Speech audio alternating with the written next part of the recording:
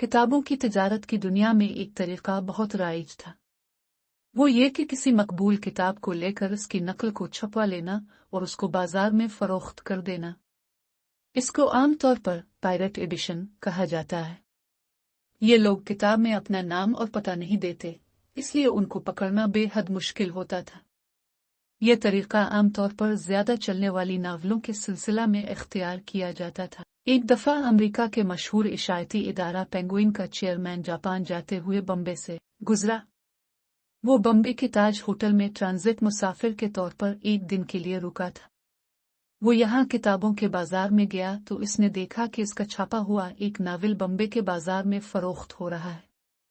ये किताब अभी बिल्कुल हाल में छपी थी और अभी तक वो अमेरिका से यूरोप के बाजार में भी नहीं पहुंची थी, मगर वो बम्बे के बाजार में बिक रही थी।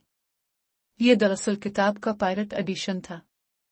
किसी ने अमेरिका में उसकी तबात के फौरन बाद इसका एक नुस्खा हासिल किया और उसका फोटो लेकर चंद दिन के अंदर इसको छाया और इसको बम्बे के मार्केट में पहुंचा दिया। ये देखकर पेंगुइन के चेयरमैन ने फौरन बम्बे में अपनी इकामत बढ़ाई।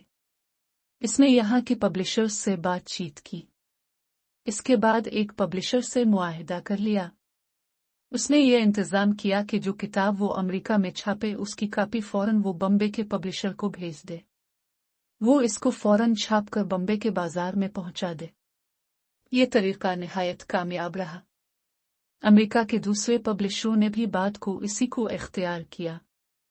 यहाँ तक के पायरेट एडिशन छापने वालों की जड़ कट गई। मौजूदा जमाना में एक बिजनेस मैनेजर के अंदर सबसे ज्यादा जो चीज देखी जाती है वो ये कि इसके अंदर फैसला लेने, डिसीजन मेकिंग की सलाहियत हो।